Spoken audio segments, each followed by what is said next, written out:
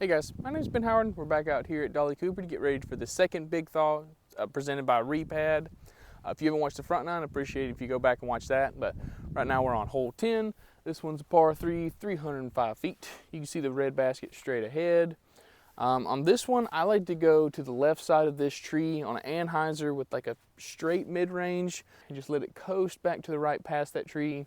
Hopefully kind of flatten out and push straight near the end. But like I said in the first video, we're just going for plays that make par pretty easy. And that is the biggest gap on this hole, because trying to push something down there just straight at the basket is really difficult because you got to have a really specific height. Only thing really got to pay attention to though is this bush right here, straight off the tee, can kind of get in your head a little bit, but it's not going to matter. So let's go ahead and see if we can get up there.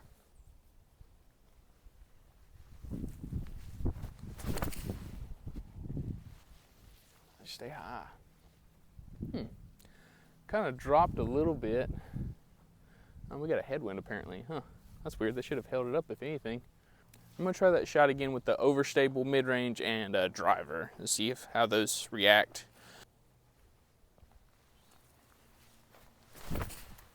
Whew. And nope.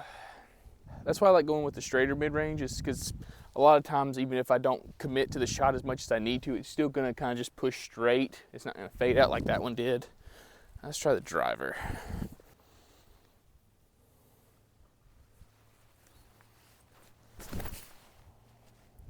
That feels really good. Stabled out a little too fast on me, but that's going to be probably a little past pin high, and honestly probably in like circle 2 somewhere. So if I need to, I can step up to a driver, but I feel like sticking with the mid-range is going to keep me from making some huge mistakes and put myself in some bad spots. So I'll probably go with the mid-range unless there's like a headwind or something on this hole.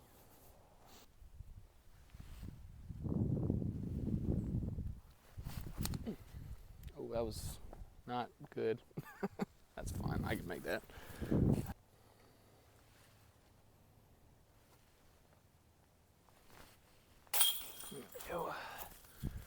So it looks like the arc almost made it to the next hole's tee pad. So there's a chance I might step up to the fairway driver if like I really need a birdie on this hole or something like that. But yeah, I think most of the time I'm just gonna stick with the mid-range, but if I need to get aggressive, I can definitely step up to that. That'll be nice to have in my back pocket. All right guys, we're on hole 11. This one's a par 3, 210 feet. You can see the basket right here, about halfway up this hill in front of us.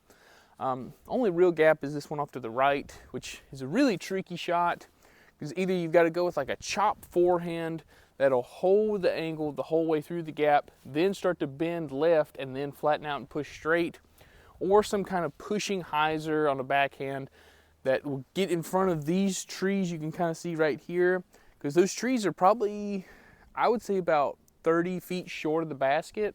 So if you want to get up there to the basket, you've got to cut in front of them while still pushing forward and going uphill. I'm going to try both the forehand and the backhand just to see which one feels better, but I think I'm going to go with the backhand as my main play just because I feel like it's a more consistent play for par. Oh wow. Oh, I got super lucky and super unlucky in the same shot. Dang. That should be easy up and down for par though.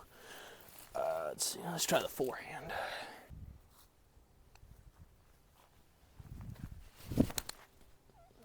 Nope. Didn't get the pan at all. That's about the angle you want, because you need it on like a super steep angle so it like bends left while flattening out. Well, the nice part about this hole is you got a good backstop, so I can still give this a nice bid for a birdie. Come on. Oh, dang, so close. So I threw a few more practice shots after that, and I think what I'm going to do is I'm going to throw the Thunderbird on this hole instead of the arc, because the arc was just kind of holding the line I put it on, just kind of pushing straight while not really fading too much. And I think with the Thunderbird I can get that left to right movement that I need, because you can see with even with the yellow arc, which is my most stable one, it cut the corner and still hit the tree on the right side of the basket. So if I did throw it the where I meant to throw it, it was just going to go dead straight and not get over here to the basket. So hopefully the Thunderbird will give me the flight I need. All right, guys, we're on hole 12. This one's a par 3, 290 feet. Basket's down this way, tucked around to the left. Best thing you really do in this hole is just take something overstable, throw it out high out to the right, just let it fade in. Biggest thing you gotta pay attention to though is just past the basket, the ground drops down a good 5 to 10 feet. So if you go long, it's very easy to take a really big number on this hole. So main thing you wanna make sure you do is just have a disc that you know you can't get to the tree line at all and just have it dump pretty hard. I'm gonna try the Thunderbird, but I might step up to the Xenon. We'll see what the Thunderbird does.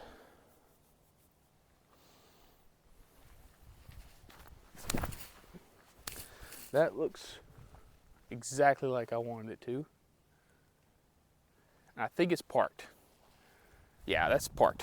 So we'll go with that, unless, that's the thing with Dolly, like you've always just got to have an extra plan in case there's a bunch of wind out here. So odds are if I need to, I'll step up to the Xenon, but we just have to see what happens on tournament day.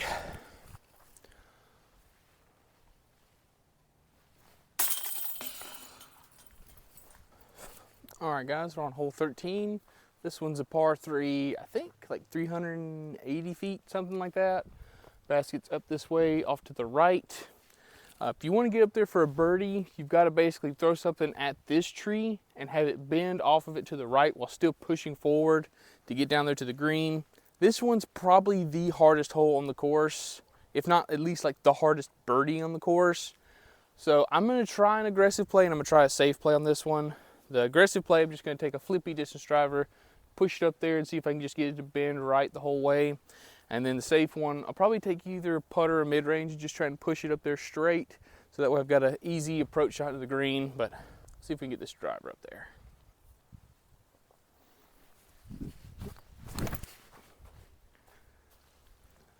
Ooh. Ah, dang. I thought I threw that perfect, but I think it stabled out a little bit too soon on me.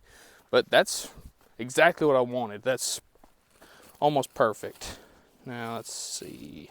Yeah, try laying up with the mid-range.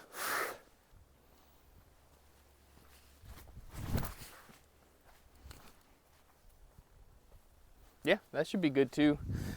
It sucks because like you want to give it a little bit of extra height just because you're going really far uphill, but that branch just gets in your head and makes you throw it a little too low. Luckily, I threw those both really good heights to where they were actually able to kind of continue skipping up the hill. But yeah, I think it's just going to be another, we'll have to see where I'm at during the tournament. If I need the stroke, I need to go for the birdie, I'll go with the driver, but odds are I'll probably just stick with that mid-range play. Okay, so that's actually kind of funny.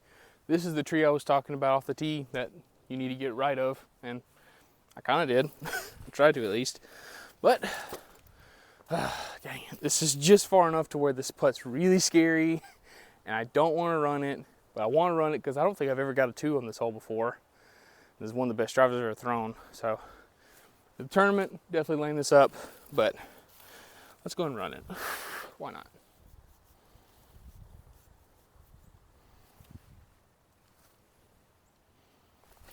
Oh, it slipped out of my hand. Sit, sit, sit, sit. Oh, thank you. Whew.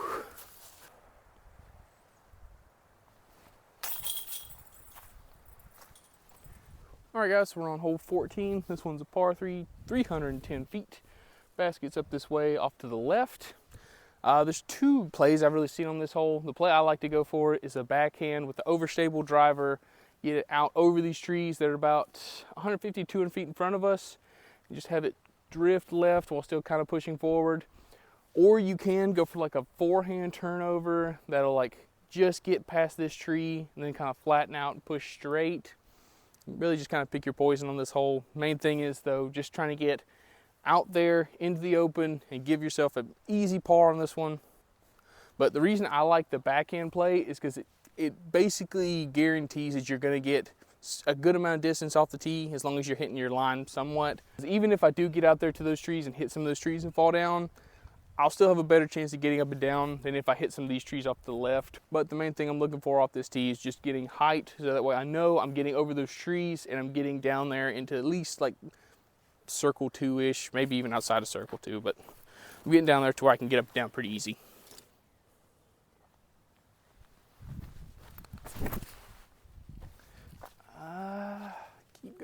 Keep going. Okay.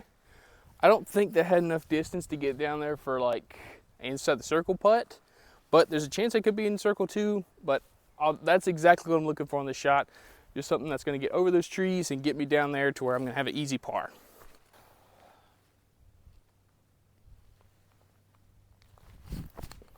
Come on. Let's go. Woo. All right, guys, we're on hole 15. This one's a par 3, 195 feet. Basket's up this way off to the right. So I'm gonna take the chain breaker, throw it basically over these trees off to the left. Just try and get enough height so that way it'll stall, just kind of drop off to the right. As long as I get it up high enough, it should be fine. A safer play, honestly, would probably just be like a straight putter on a little bit of anhyzer at this pole and let it just kind of drift off of it to the right. But this hole is so short that I really need to play this one for a birdie, because pretty much like 90 to 95% of the field are going to be getting this hole. So I need to go with a little bit more of an aggressive play just to kind of guarantee I get the birdie. So let's see if we can do it now.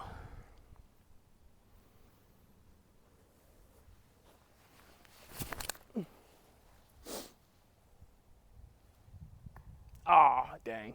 If I didn't hit that tree, that probably would have been really good. Okay, so we ended up in an okay spot. If I would have missed this tree, I would have got down there to circle 1. So in the tournament, I'll just have to remember to aim a little bit farther right than I was thinking I needed to. But let's see if we can go and make this putt.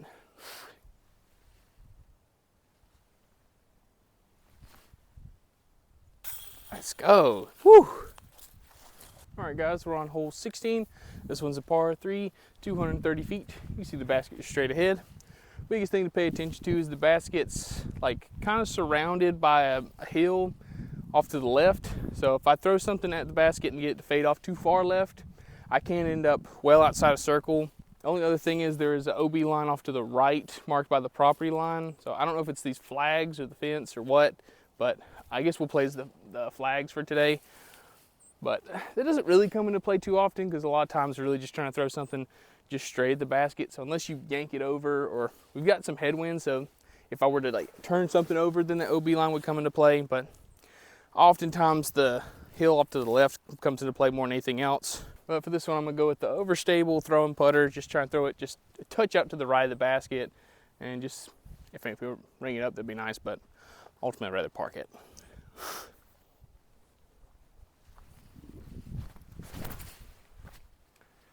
Ah, dang it. Too high, and it's going to fade out. That might still be up there for a putt, but I don't know. Let's try a straighter throwing putter. See if that'll work a little bit better.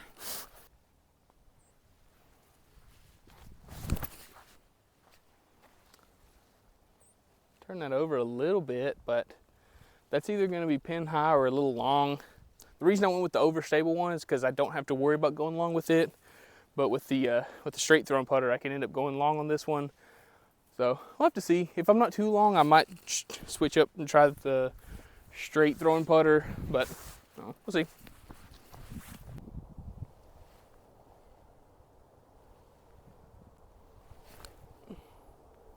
Oh, dang. Almost got 3 in a row. Let's see. Where's that at? Okay, that's the straight throwing putter right there, which is probably 15 feet away. So we'll have to see what the wind's doing, because we did have like a head left or right on this one, so it kind of just slowed both of them down. Didn't really turn them over that much, which was surprising, but we just have to see what the wind's like in the tournament. If we have similar wind, I'll probably step up to a mid-range, and so that way I can get a little bit more distance. But I'm definitely going to be just sticking with this, because even in that wind, I was just outside of circle, maybe a little bit inside, so definitely not a bad play sticking with the overstable throwing putter. All right, guys, we're on hole 17. This one's a par 3, like 370 feet, I think, just straight ahead. It's very tempting to go for this basket because it is a little downhill, so it does play a little bit closer than like that 370, 380 mark. But like we've got a crosswind right here, and it's not really worth it. But what I'm going to try and do is just take an overstable distance driver, put it out to the right, and just trying to throw it high enough to where it can stay over these trees. Because as long as it doesn't drop or something like that, it's not going to get down to these trees straight in front of us off to the right. And it'll stay high enough to where it'll either get up there to where the basket is, or it'll just be off to the left, which is perfectly fine because as you can tell, there's only like 2 to 3 trees I got to worry about on the left side, where there's like 15 to 20 on the right. So kind of just like, what was that, hole 13, 14, just got to make sure I get the height right, just let it coast back to the left.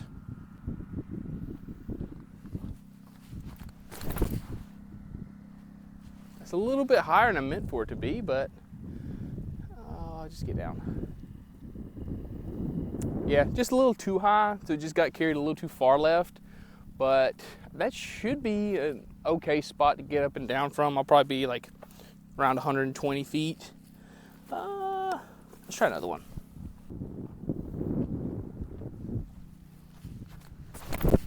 Nope, same thing. Oh, a little bit better. Okay. That's actually something I didn't think about, was going with something a little bit more overstable, because it's getting down to the ground faster, so I don't have to worry about it carrying left. So let's try that again with a little bit even more overstable.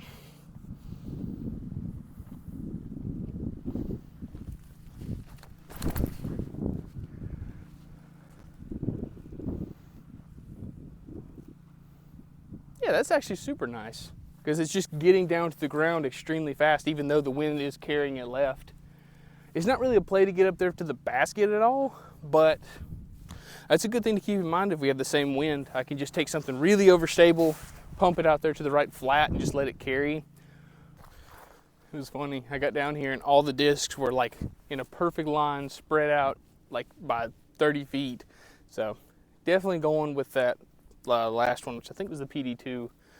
If I do have that same wind or a headwind or anything like that, I honestly might just throw it if it's calm. But all right, let's see if we can get up and down.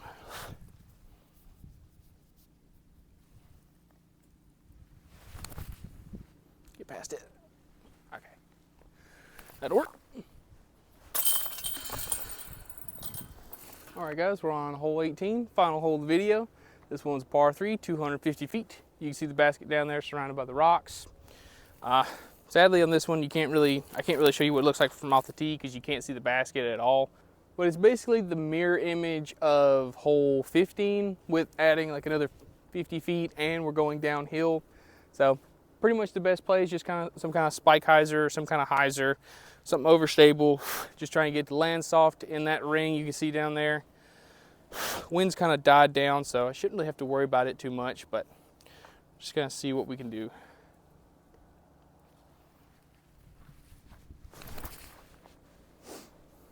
I think that's short. Yeah, just short. Let's see what else I can do. Let's see if I can get a putter there. Just throw it flat. I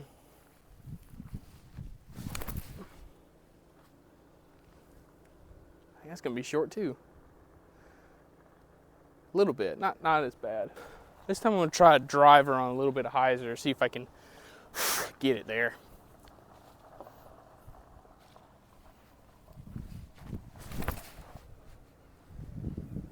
Nope. Oh, okay, it's a little bit better. Seems like the wind's playing with it now, but I can't really tell what it's doing. Yeah, I think I really like that putter play because, like I said, you want to come into the screen soft, but also that driver play isn't too bad, and it's going to be a little bit more wind resistant. So odds are go with the putter if there's no wind, and then that driver if there's any wind at all.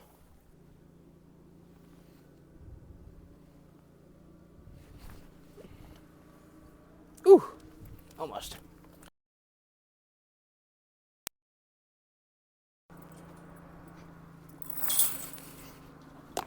All right, guys, that finished up our round out here.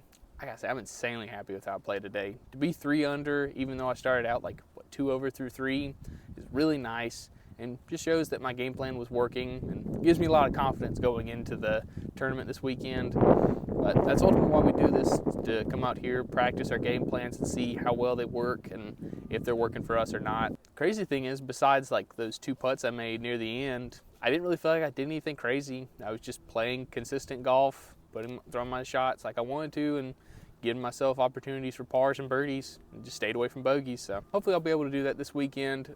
If you have any recommendations for lines or shots on certain holes, please let me know in the comments.